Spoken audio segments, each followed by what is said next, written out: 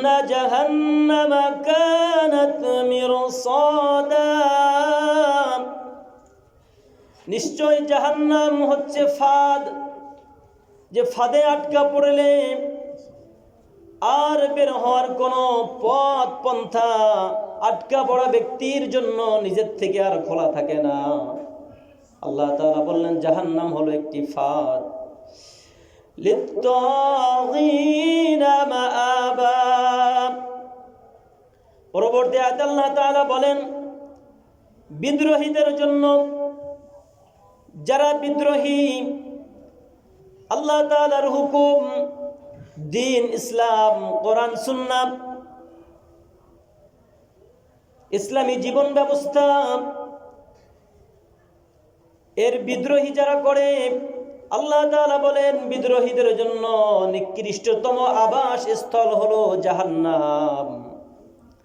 এজন্য যারা বিদ্রোহী, কোরআন সুন্নাহর সাথে, আলেম ওলামাদের সাথে, নবী রাসূল সাহাবায়ে কেরামের সাথে যারা বিদ্রোহ ঘোষণা করে, বিদ্রোহপূর্ণ আচরণ করে, আল্লাহ তাআলা বলেন জাহান্নাম হলো তাদের আবাসস্থল। এই আবাসস্থলে, এই ফাঁদে যখন আটকা পড়বে মানুষগুলো, তো কতদিন থাকবে, কত সময় থাকবে? দুনিয়াতে তো অল্প সময়, যেমন মনে চায় তেমন নাফরমানিতে মানুষ লিপ্ত হয়, আর এটাকেই ভোগ বিলাসের স্থান মনে করে।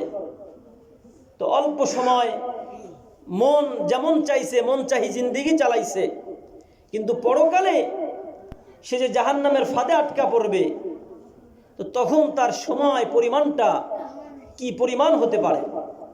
এটা 10 বছর 50 বছর নয়।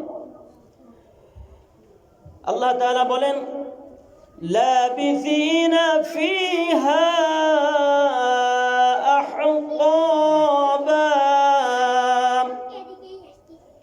এই ফাঁদ নিকৃষ্টতম স্থানে জাহান্নামের মধ্যে ওই বিদ্রোহীরা তারা শতাব্দীর পর শতাব্দী, কালের পর কাল ওই জাহান্নাম নামক ফাঁদের মধ্যে বিদ্রোহী অপরাধীরা ওই কালের মধ্যে, জাহান্নামের ফাঁদের মধ্যে শতাব্দীর পর শতাব্দী ওইখানে আটকে থাকবে।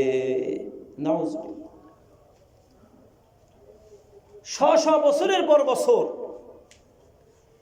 100 বছর, 100 বছরে 100 বছরকে 1 শতাব্দী বলা হয়। তো কালের পর কাল, শতাব্দীর পর শতাব্দী এই জাহান্নামের ফাঁদের মধ্যে থাকতে হবে যারা বিদ্রোহী, কোরআন সুন্নাহর, উলামায়ে কেরামের, দ্বীন ইসলামের, ইসলামী আদর্শের, ইসলামী খেলাফত ব্যবস্থার যারা বিদ্রোহী। আল্লাহ তাআলা বলেন এই বিদ্রোহীদের জন্য জাহান্নাম নিকৃষ্টতম স্থান, এটা হচ্ছে তাদের ফাঁদ। এই ফাঁদে আটকা পড়বে 1-2 বছর নয়, শতাব্দীর পর শতাব্দী থাকা লাগে। লা ইয়াযুকুনা ফিহা বারদান ওয়ালা শারাবা, আল্লাহ তাআলা বলেন এই জাহান্নামের ফাঁদে আটকে পড়া বিদ্রোহী জাহান্নামীরা, সেখানে তারা কোনো ঠান্ডা পানি অথবা ঠান্ডা পানীয় কোনো বস্তুর স্বাদ তারা ভোগ করবে না। যখন প্রচন্ড জাহান্নামের আযাবে তারা পাকড়াও থাকবে, তো এক সময় পানির পিপাসা লাগবে, তো আল্লাহ তাআলা বলেন যে তারা বারদান ওয়ালা শারাবা, পানি জাতীয় এমন কোনো কিছুর স্বাদ তারা সেখানে পাবে না, পানিও পাবে না, পানির পিপাসা দূর করে এমন কোনো জিনিসের স্বাদও তারা সেখানে পাবে না। তাদের জন্য সেখানে এগুলো কিছুই ভোগ করার জন্য থাকবে না। কি থাকবে তাহলে? তাদের জন্য থাকবে ঠান্ডা পানির স্বাদ তো থাকবে না, কিন্তু থাকবে ইল্লা হামিমান ওয়া গাসসাকা। আল্লাহ তাআলা বলেন সেখানে জাহান্নামীদের যারা বিদ্রোহী আল্লাহ তাআলার কোরআন সুন্নাহ মানে না, মানতে চায় না। না মানার জন্য যাদের জীবন পণ, এরা জাহান্নামের ফাঁদে আটকা পড়ার যাবে। সেখানে শতাব্দীর পর শতাব্দী থাকবে, ঠান্ডা পানি এবং পানির কোনো স্বাদ তাদের জন্য থাকবে না। আল্লাহ তাআলা বলেন তাদের জন্য সেখানে থাকবে ফুটন্ত গরম পানি, সেখানে তাদের জন্য থাকবে প্রবাহিত পুজ। এই ফুটন্ত গরম পানি, প্রবাহিত পুজ ছাড়া আর কিছুই থাকবে না। পিপাসা দূর করার জন্য ঠান্ডা পানি, এটা ছাড়া, পানি জাতীয় এরকম তরল জিনিস ছাড়া পিপাসা দূর করার তো কোনো সুযোগ নাই। এ সময় যদি গরম পানি থাকে, এ সময় যদি তাদের জন্য পুজ থাকে, তো এটা কি ভোগ করা সম্ভব? এটা কি খাওয়া সম্ভব? কখনোই সম্ভব না। কিন্তু তারা খাবে, তারা এই পানি, এই পুষ, এটাই তারা তখন খাবে। তাদের এই ছাড়ার উপায় থাকবে না, মনে করবে এটাতেই আমাদের কাজ হবে। হাদিসের মধ্যে আসছে,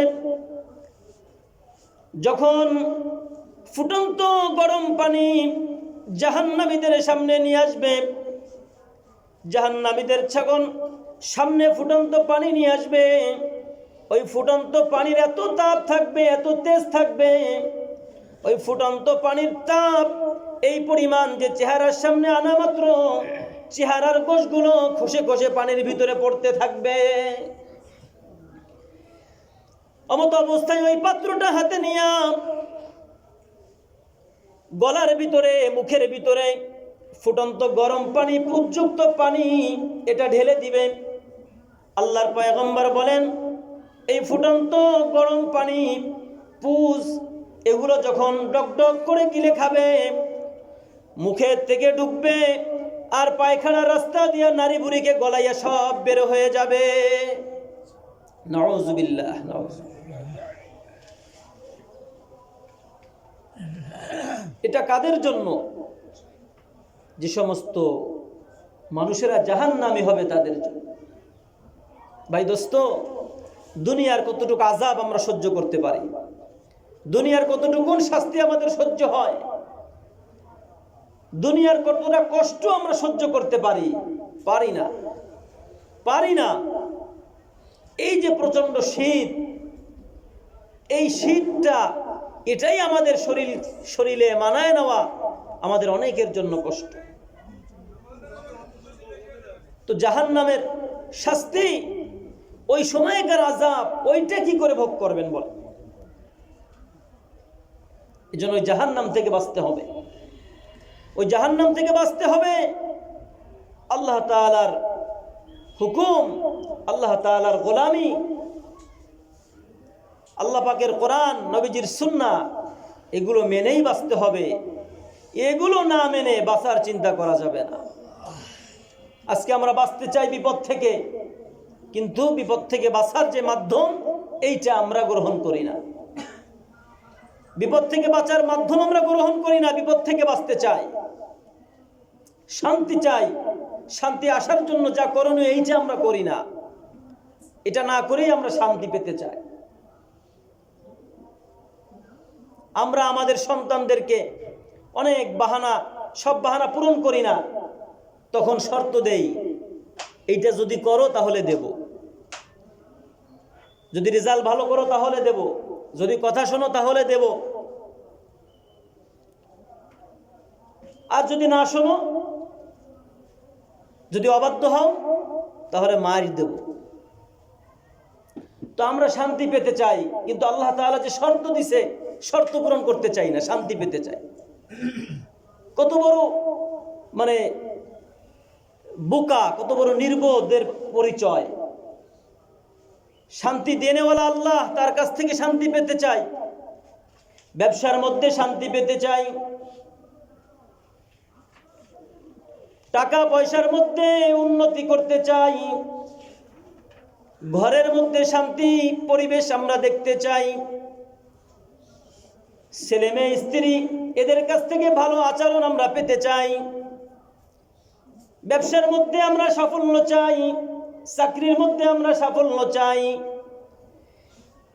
এই সাফল্য, এই সুখ, এই শান্তি দেওয়ার মালিক তো আল্লাহ। সে আল্লাহ তাআলা যেই শর্ত দিয়েছেন এই শর্ত পূরণ না করেই পেতে চাই। এজন্য ওই শর্ত যেহেতু পূরণ করি না, আর যেমন মনের চাহিদার যে শান্তি, যেটা ইচ্ছা, ওইটা পূরণ হয় না। আল্লাহ তাআলার হুকুম পালন করে না এমন একজন মানুষ সামনে দেখান যে শান্তিতে আছে। একজন মানুষ প্রমাণ করে দেখান। আল্লাহ তাআলার হুকুম মানে না এমন একজন মানুষও প্রমাণিত করে দেখাতে পারবেন না সে শান্তিতে আছে। কখনো দেখানো সম্ভব নয়। একজন মানুষ দেখাতে পারবেন না যে আল্লাহ তাআলার হুকুম মানে না আর সে শান্তিতে আছে। একজন মানুষ দেখাতে পারবেন না। এজন্য আমরা যে শান্তি পেতে চাই, এটার জন্য শান্তি যিনি দেবেন তার দেওয়া যে শর্ত, এটা যদি আমরা পালন করতে পারি তাহলে শান্তি পাবো, অন্তরে শান্তি পাবো। এটা যদি আমরা পালন করতে পারি। আল্লাহর হাবিব সাল্লাল্লাহু আলাইহি ওয়াসাল্লাম বলেছেন, ও দুনিয়ার উম্মতেরা, যদি তোমরা দৈনিক 5 ওয়াক্ত নামাজ এটা যদি সময়ের প্রতি লক্ষ্য করে গুরুত্ব সহকারে সুন্দরভাবে ইখলাসের সঙ্গে ইসসালাত, এই 5 ওয়াক্ত নামাজ যদি আদায় করতে পারো, আল্লাহ তাআলা তোমাদেরকে 5টা পুরস্কার দিবেন। 5 ওয়াক্ত নামাজ এটা যদি তোমরা গুরুত্ব সহকারে ইহতিমামের সহিত সুন্দর সহিভাবে আল্লাহ তাআলার জন্য আদায় করতে পারো, সময়ের প্রতি লক্ষ্য রেখে, আল্লাহর পয়গম্বর বলেন আল্লাহ তাআলা তোমাদেরকে 5টা পুরস্কার দিবেন। তার মধ্যে 1 নম্বর পুরস্কার হলো, যেই রিজিকের জন্য দিনে পরিশ্রম করো, যেই রিজিকের জন্য রাতে পরিশ্রম করো, অর্থাৎ যে খাবারের জন্য, যে পয়সার জন্য, যে বাড়ি বানানোর জন্য, যে গাড়ি কেনার জন্য, যে পোশাক তৈরি করার জন্য, এভাবে করে যত প্রয়োজন আছে এই প্রয়োজনকে পুরা করার জন্য যেই পরিশ্রমগুলি তোমরা দিনে রাতে মিলায় করো, যেই রিজিক, আল্লাহ তাআলা তোমাদের এই রিজিকের পেরেশানি, সংকীর্ণতা আল্লাহ তাআলা দূর করে দিবেন। বিশ্বাস হলেও সত্য, কারো বিশ্বাস না হলেও সত্য। তবে কথা হলো, যার বিশ্বাস হবে না তার ঈমান নষ্ট হয়ে গেছে। যার বিশ্বাস হবে না তার ঈমান নষ্ট হয়ে গেছে। তাহলে যেই রিজিকের জন্য নামাজ পড়ার সুযোগ নাই, যেই দোকানের জন্য নামাজ পড়ার সুযোগ নাই, যেই সংসারের জন্য নামাজ পড়ার সময় নাই, যেই পড়াশোনার জন্য নামাজ পড়ার সময় নাই, যেই চাকরির জন্য নামাজ আদায়ের সময় নাই, অথচ এই মানুষগুলাই শান্তি চাইতেছি, এই মানুষগুলাই পেরেশানি মুক্ত রিজিক চাইতেছি। অথচ আল্লাহ তাআলা জানিয়েছেন, নবীজি জানিয়েছেন, যদি সালাতে পাবন্দি হও, 5 ওয়াক্ত সালাতের আল্লাহর জন্য সহিভাবে আদায় করতে পারো, তো তোমার এই রিজিকের পেরেশানি, সংকীর্ণতা এটা দূর করে দিব। মৌতের সময় কষ্ট দূর করে দিব, কবরের আযাবকে হটায় দিব। আল্লাহ তাআলা বলেন, হাসরের ময়দানে আমলনামাটা ডান হাতে দান করব। পুল সিরাত 30,000 বছরের পথ, এটা পাড়ি দেওয়া কত মুশকিল। এই প্রচন্ড ঠান্ডার মধ্যে এক জায়গা থেকে আরেক যাওয়া, আরেক জায়গা পৌঁছানো, এটা কত কঠিন। অসুস্থ মানুষের জন্য তো আরো কঠিন। আর যখন পুলসিরাত কায়েম হবে, 30,000 বছরের পথ, নিচে থাকবে জাহান্নাম, ওই 30,000 বছরের পথ পার হওয়াটা কত কঠিন। আল্লাহ তাআলা বলেন, যদি 5 ওয়াক্ত নামাজের গুরুত্ব দিতে পারো, ও আমার বান্দা, ও আমার বান্দি, বিজলি যেভাবে আকাশে চমকায় 1 সেকেন্ডের মধ্যে, তোমাদেরকে বিজলির গতিতে পুলসিরাত পার করে দিব। কোনো হিসাব নিব না, হিসাব চাইব না, হিসাব দেখাবো না, বিনা হিসাবে তোমাদেরকে জান্নাতের মেহমান বানাবো। এগুলো আমরা চাই, শর্ত পালন করতে চাই না। এগুলো চাই, শর্ত পূরণ করতে রাজি না। আহা, শর্ত পূরণ না করলে কে কয়টা পায়? দুনিয়ার জিনিস বা কে কয়টা পায় বলেন তো? আরে দুনিয়া এটাও শর্ত পূরণ করে পাওয়া লাগে, কে কয়টা পায়? এজন্য যদি এটা মানুষ না করে, এটা যদি আপনারা না করেন, যারা করে না তাদের তো এই পরিবর্তন হয় না। টাকা, বাড়ি, গাড়ি, অনেকের অনেক কিছু থাকতে পারে, কিন্তু শান্তি, তৃপ্তি, মানে কি বলে, অন্তরে যে প্রশান্তি, প্রফুল্লতা, এটা সে পায় না। কেন পায় না? আল্লাহ তাআলা হাদিসে কুদসির ভিতরে বলা হয়েছে যেটা পায় না এই কারণে, আল্লাহ তাআলা বলছেন, হে বনি আদমের সন্তানেরা, তোমরা আমার ইবাদত, আমার হুকুম পালনের জন্য অবসর হও, সময় দাও। আমাদের সময় থাকে, এরপরও আমরা মনে করি সময় নাই। যদি তোমরা আমার ইবাদতের জন্য সময় দাও, তাহলে আমি তোমাদের কাজ কাম এগুলোকে আমি সহজ করে দিব, তোমাদের কাজের মধ্যে বরকত দিয়ে দিব, অগোছালো জিনিসগুলোকে আমি গোছালো করে দিব, তোমাদের পেরেশানিকে দূর করে দিব। আর যদি তোমরা ইবাদতের জন্য সময় না দাও, অবসর না হও, যেভাবে করে আমরা অনেকে আছি ইবাদতের জন্য অবসর হই না, সময় দিতে পারি না, আল্লাহ তাআলা বলেন যে ইবাদতের জন্য সময় দেবা না, অবসর হবে না, আমার হুকুম মানার জন্য সময় বের করবা না, আল্লাহ তাআলা বলেন তাহলে আমি তোমাদের কাজকামগুলিকে আরো বিক্ষিপ্ত করে দিব, তোমাদের পেরেশানিকে আরো বৃদ্ধি করে দিব। এখন আপনারা যারা আছেন, আমি হাতও তুলব না, আপনাদের কাছে উত্তর নিব না, শুধুমাত্র আপনাদের মনের কাছে প্রশ্নটা ছেড়ে দিলাম।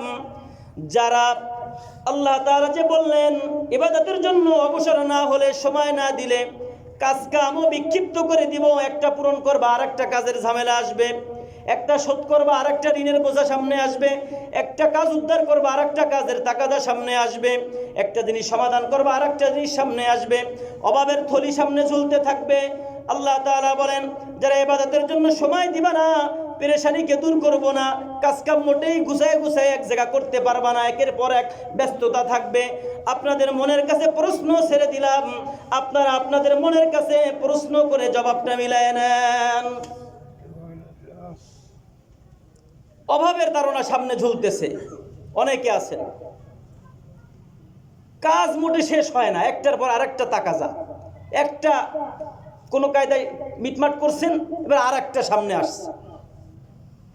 কারণটা কি? কারণ ইবাদতের জন্য সময় দিচ্ছেন না, আল্লাহ তাআলাও কাজকাম এগুলো বিক্ষিপ্ত করে দিয়েছে, পেরেশানিকে আরো বাড়ায় দিয়েছে, সহজ করে নাই। আমি কথা লম্বা করবো না, জরুরি কথা আছে, আমি সংক্ষেপে যে আয়াতগুলো পড়ছি এগুলো ইনশাল্লাহ শেষ করে দিচ্ছি। তাহলে জাহান্নাম হলো বিদ্রোহীদের ফাঁদ। ফাঁদে আটকা পড়লে যতক্ষণ পর্যন্ত আপনি ফাঁদের থেকে না ছাড়াবেন, যেভাবে ছুটতে পারে না, তো ফাঁদে যারা আটকা পড়বে জাহান্নামের ফাঁদে, আল্লাহ তাআলা মুক্তি করা ছাড়া এই ফাঁদ থেকে বের হতে পারবে না। তো ফাঁদে আটকা পড়বে কারা? যারা বিদ্রোহী, কোরআন সুন্নাহ আলেম ওলামা নবী রাসূল ইসলামী জীবন ব্যবস্থার বিদ্রোহী যারা, তারা ফাঁদে আটকা পড়বে। থাকবে কতদিন? শতাব্দীর পর শতাব্দী। সেখানে তারা ঠান্ডা পানি তো পাবেই না, এই পানি, ঠান্ডা পানি জাতীয় কোনো স্বাদও তাদের জন্য থাকবে না। থাকবে কি? ইল্লা হামিমা ওয়া গাসসাকা, সেখানে থাকবে ফুটন্ত পানি এবং পুষ, যেগুলো তারা পানও করবে বাধ্য হয়ে। আল্লাহ তাআলা বলেন জাযাআউ ওয়াফাকা, এটা হচ্ছে এই অপরাধী যারা, তাদের যথাযথ পুরস্কার। জাযাআউ ওয়াফাকা, এটা তাদের প্রতিফল, তারা যেমনটা করেছে এটার ফল, এটার প্রাপ্তি, এটার প্রাপ্য তারা যেমনটা দুনিয়াতে করেছে। জাযাআউ ওয়াফাকা, আল্লাহ তাআলা বলেন যে যথাযথ প্রতিফল, যেমনই দেওয়ার দরকার ছিল তেমনই দেওয়া হয়েছে, যথাযথ প্রতিফল। এমন প্রতিফলটা কেন তাদের জন্য আসলো? ইন্নাহুম কানু লা ইয়ারজুনা হিসাবা, আল্লাহ তাআলা বলেন এই অপরাধীদের অবস্থা দুনিয়াতে এমন ছিল, এরা বিচারের দিন, হিসাব নিকাশের এই দিন থেকে কিছুই আশা করতো না। জবাব দিতে হবে, হিসাব নিকাশ হবে, আমার কাছে জানবে, আমার গোটা জিন্দেগির হিসাব চাইবে, এই ব্যাপারে কোনো কিছুই আশা করতো না। এমন ভোলা মন আমরা অনেকেই আছি। আল্লাহ তাআলা বলে, আল্লাহর রাসূল বলেন, লা ইয়াজালু কদাম আবনা বানি আদম ইনদা রাব্বিহি হাত্তা ইউসআলা আন খামসিন আন উমারিন ফীমা আফনাহু ওয়া আন শাবাবিহি ফীমা আবনাহু ওয়া আন মালিহি মিন আইনা ইকতিসাবাহু ওয়া ফীমা আনফাকাহু ওয়া মাযা আমিলা মিন আলিম। আল্লাহর পয়গম্বর বলেন, হাসরের ময়দানে প্রতিটা বনি আদম তার কদমকে সরাতে পারবে না, পাওকে সামনে আগাতে পারবে না, যতক্ষণ পর্যন্ত আল্লাহ তাআলা 5টি বিষয় তার থেকে জেনে না নিবেন, যথাযথ উত্তর যতক্ষণ পর্যন্ত 5টি বিষয় তার থেকে না নিবেন, অতক্ষণ পর্যন্ত বনি আদম তার কদমকে সরাতে পারবে না। গোটা জিন্দেগি কি কাজে ব্যয় করেছো? যৌবনকাল কি কাজে ব্যয় করেছো? গোটা জিন্দেগি কোন কাজে ব্যয় করেছো? যৌবনকাল কোন কাজে ব্যয় করেছো? মনে করেন তোমার যত কার্যক্রম আছে, গোটা জিন্দেগির হিসাব তো নেবেন।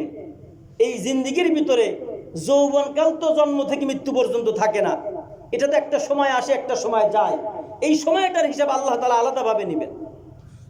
তো গোটা জিন্দেগি কি করেছো? যৌবনকালের শক্তি কোন কাজে ব্যয় করেছো? জিজ্ঞাসা করবেন কোন পথে সম্পদ উপার্জন করেছো, আবার এই সম্পদ কোন পথে তুমি ব্যয় করেছো।